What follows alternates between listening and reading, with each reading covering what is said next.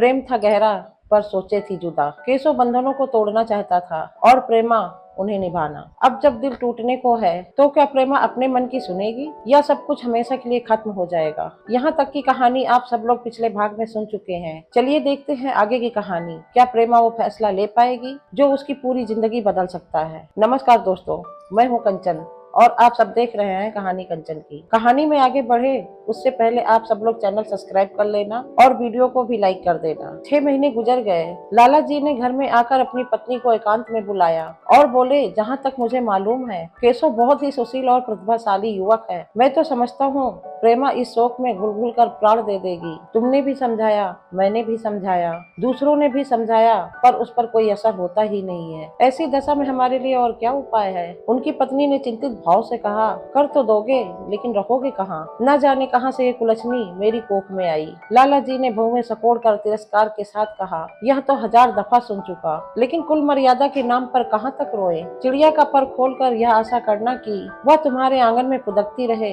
यह भ्रम है। मैंने इस पर ठंडे दिल से विचार किया है और इस नतीजे पर पहुंचा हूँ कि हमें इस समय को स्वीकार कर लेना चाहिए। कुल मर्यादा के नाम पर मैं प्रेमा का हत्या नहीं कर सकता। दुनिया हंसती है तो हंसे, मगर वह जमाना बहुत जल्द आने वाला है जब ये सभी बंधन टूट जाएंगे। आज भी सैकड़ों विवाह जात पात के बंधनों को तोड़कर हो चुके हैं। अगर विवाह का उद्देश्य स्त्री और पुरुष का सुखमय जीवन है तो हम प्रेमा की अपेक्षा नहीं कर सकते हैं। वृद्धा ने क्षुब्ध होकर कहा, जब तुम्हारी यही इच्छा है तो मुझसे क्यों पूछते हैं। लेकिन मैं कह देती हूँ कि इस विवाह के नजदीक मैं नहीं आऊंगी, न कभी इस छोकरी का मुंह देखूंगी। समझ लूंगी जैसे और सब लड़के मर गए वैसे यह भी मर गई। तो फिर आखिर तुम क्या करने को कहती हो। क्यों नहीं उस लड़के से विवाह कर देते। उसमें क्या बुराई है। वह 2 साल में सिविल सर्विस पास करके आ जाएगा। केशव के पास क्या रखा है। बहुत होगा किसी दफ्तर में क्लर्क हो जाएगा। और अगर प्रेमा प्राण हत्या कर ले तो कर ले। तुम तो उसे और सह देते हो। जब उसे हमारी परवाह नहीं तो हम उसके लिए अपने नाम को क्यों कलंकित करें। प्राण हत्या करना यह कोई खेल नहीं है,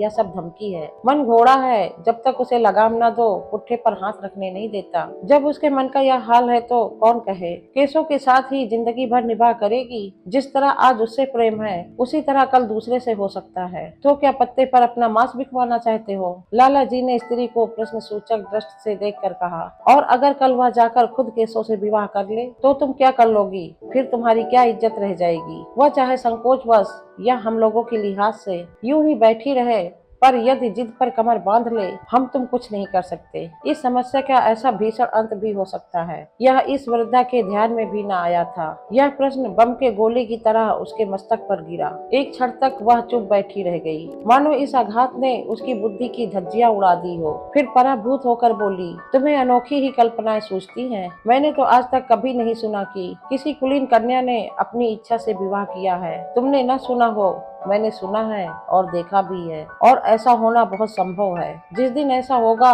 उस दिन तुम मुझे जीती न देखोगे। मैं यह नहीं कहता कि ऐसा ही होगा, लेकिन यह होना संभव है। तो जब ऐसा होना ही है तो इससे तो यही अच्छा है कि हम ही इसका प्रबंध करें। जब नाक ही कटनी है तो तेज छुरी से क्यों ना कटे। कल केशव को बुलाकर देखो क्या कहता है। केशव तो वही कहेगा जो उसे कहना है। दोस्तों, मेरा कहना है कि एक बार चेक कर लेना। अगर चैनल अब तक सब्सक्राइब नहीं किया है तो अभी कर लेना। केशव के पिता सरकारी पेंशन थे। मिजाज के चिड़चिड़े और कृपण, धर्म के आडंबरों में ही उनके चित्त को शांति मिलती थी। कल्पना शक्ति का अभाव था। किसी के मनोभाव का सम्मान न कर सकते थे। वो अब भी उस संसार में रहते थे जिसमें उन्होंने अपने बचपन और जवानी के दिन काटे थे। नवयुग की बढ़ती हुई लहर को वो सर्वनाश कहते थे और कम से कम अपने घर को दोनों हाथों और दोनों पैरों पर जोर लगाकर उसे बचाए रखना चाहते थे। इसीलिए जब एक दिन प्रेमा के पिता उसके पास पहुँचे और केशव से प्रेमा के विवाह का प्रस्ताव किया तो बूढ़े पंडित जी अपने आप में न रहे। धुंधली आंखें फाड़ कर बोले, आप भंग तो न खा रखे हैं। इस तरह का संबंध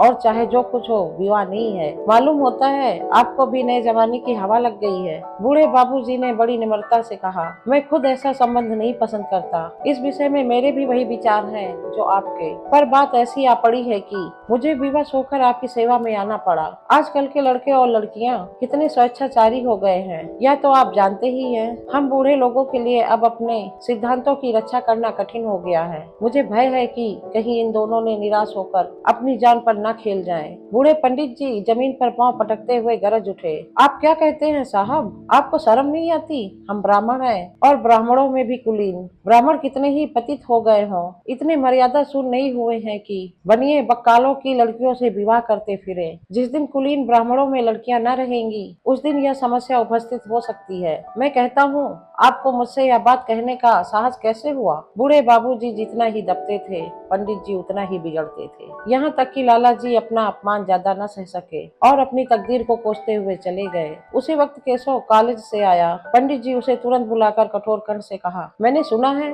तुमने किसी बनिए की लड़की से विवाह कर लिया है। यह खबर कहाँ तक सही है? केशव ने अनजान बनकर पूछा, आपसे किसने कहा? किसी ने कहा। मैं पूछता हूँ, यह बात ठीक है या नहीं? अगर ठीक है, तुमने अपनी मर्यादा को डुबाना निश्चय कर लिया है तो तुम्हारे लिए मेरे घर में कोई स्थान नहीं है। तुम्हें मेरी कमाई का एक ढेला भी न मिलेगा। मेरे पास जो कुछ है वह मेरी अपनी कमाई है। मुझे आखिर याद है कि मैं उसे जिसे चाहूँ दे दूं। तुम यह नीति करके मेरे घर में कदम नहीं रख सकते। केशव पिता के स्वभाव से परिचित था। प्रेमा से उसे प्रेम था। वह गुप्त रूप से प्रेमा से विवाह कर लेना चाहता था। बाप हमेशा बैठा तो न रहेगा। माता के स्नेह पर उसे पूरा विश्वास था। उस प्रेम की तरंग में वह सारे कष्टों को झेलने के लिए तैयार मालूम होता था। लेकिन जैसे कोई कायर सिपाही बंदूक के सामने जाकर हिम्मत खो बैठता है और कदम पीछे हटा लेता है, वही दशा केशव की हुई। वह साधारण युवकों की तरह सिद्धांतों के लिए बड़े बड़े तर्क कर सकता था, जबान से उनमें अपनी भक्ति की दोहाई दे सकता था, लेकिन इसके लिए यातनाएं झेलने की उसमें सामर्थ्य न थी। अगर वह अपनी जिद पर अड़ा और पिता ने भी अपनी टेक रखी तो उसका कहाँ ठिकाना लगेगा, उसका जीवन ही कष्ट हो जाएगा। उसने दबी आवाज में कहा, जिसने आपसे कहा है बिल्कुल झूठ है। पंडित जी ने तीव्र नेत्रों से देखकर कहा, तो यह खबर बिल्कुल झूठ है? जी हाँ, बिल्कुल गलत। तो तुम आज इसी वक्त उस बनिए को खत लिख दो और याद रखो, इस तरह की चर्चा और फिर कभी उठी तो तुम्हारा सबसे बड़ा शत्रु होगा। बस जाओ। केशव और कुछ न कह सका। वहाँ से चला तो ऐसा मालूम होता था कि पैरों में दम नहीं है। दूसरे दिन प्रेमा ने केशव के नाम यह पत्र लिखा, प्रिय केशव, तुम्हारे पूज्य पिताजी ने लाला जी के साथ जो अशिष्ट और अपमानजनक व्यवहार किया है उसका हाल सुनकर मेरे मन में बड़ी शंका उत्पन्न हो रही है। शायद उन्होंने तुम्हें भी डांट फटकार लगाई होगी। ऐसी दशा में मैं तुम्हारा निश्चय सुनने के लिए विकल हो रही हूँ। तुम्हारे साथ हर तरह की कष्ट झेलने को तैयार हूँ। मुझे तुम्हारे पिताजी की संपत्ति का मोह नहीं है। मैं तो केवल तुम्हारा प्रेम चाहती हूँ। मैं उसी में प्रसन्न हूँ। आज शाम को यहीं आकर भोजन करो। दादा और माँ तुमसे मिलने के लिए बहुत इच्छुक हैं। मैं वह स्वप्न देखने में मगन हूँ जब हम दोनों उस सूत्र में बंध जाएंगे जो टूटना नहीं जानता, जो बड़ी से बड़ी आपत्ति में अटूट रहता है। तुम्हारी प्रेमा। संध्या हो गई और इस पत्र का कोई जवाब न आया। उसकी माता बार बार पूछती थी, केशव आए नहीं? बूढ़े लाला भी द्वार की ओर आंख लगाए बैठे हुए थे। यहाँ तक कि रात के 9 बज गए, ना तो केशव आया ना उसका पत्र। प्रेमा के मन में भांत भांत के संकल्प और विकल्प उठ रहे थे। कदाचित उन्हें पत्र लिखने का अवकाश न मिला होगा या आ जाने की फुर्सत न मिली होगी। कल अवश्य आएंगे। केशव ने पहले जो उसके पास प्रेम पत्र लिखे थे उन सबको उसने फिर पढ़ा। उनके एक एक शब्द में कितना अनुराग टपक रहा था, उनमें कितना कंपन था, कितनी विकलता, कितनी तीव्र आकांक्षा।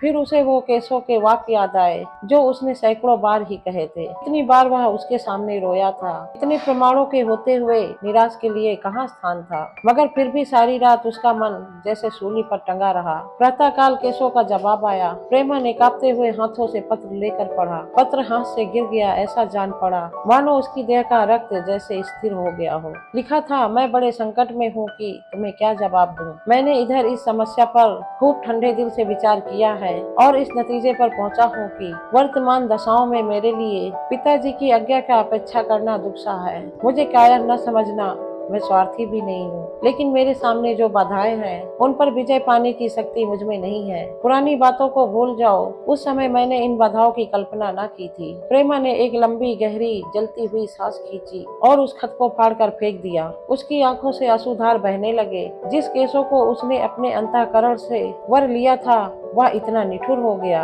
इसकी उसको रत्ती भर आशा न थी। ऐसा मालूम हुआ मानो वह अब तक कोई सुनहला स्वप्न देख रही थी, पर आंख खुलने पर सब कुछ अदृश्य हो गया। जीवन में जब आशा ही लुप्त हो गई तो अब अंधकार के सिवा और क्या रहा। अपने हृदय की सारी संपत्ति लगाकर उसने एक नाव लदवाई थी, वह नाव जलमग्न हो गई। अब दूसरी नाव कौन कहाँ से लदवाए। अगर वह नाव टूटी है तो वह उसी के साथ डूब जाएगी। माता ने पूछा, क्या केशव का पत्र है? प्रेमा ने भूमि की ओर ताकते हुए कहा, हाँ, उनकी तबीयत अच्छी नहीं है, इसके सिवा और क्या कहे। केशव की निठुरता और बेवफाई का समाचार कहकर लज्जित होने का साहस उसमें न था। दिन भर वह घर के काम धंधों में लगी हुई थी, मानो उसे कोई चिंता ही नहीं। रात को उसने सबको भोजन कराया और खुद भी भोजन किया और बड़ी देर हारमोनियम पर गाती रही। मगर सवेरा हुआ तो उसके कमरे में उसकी लाश पड़ी हुई थी। प्रभात की सुनहरी किरणें उसके पीले मुख को जीवन की आभा प्रदान कर रही थी। दोस्तों, कैसी लगी कहानी कमेंट में जरूर बताना। वीडियो को लाइक करना, दोस्तों के साथ शेयर करना और हाँ, चैनल को सब्सक्राइब करना मत भूलना। मिलूंगी फिर अगली कहानी में। धन्यवाद।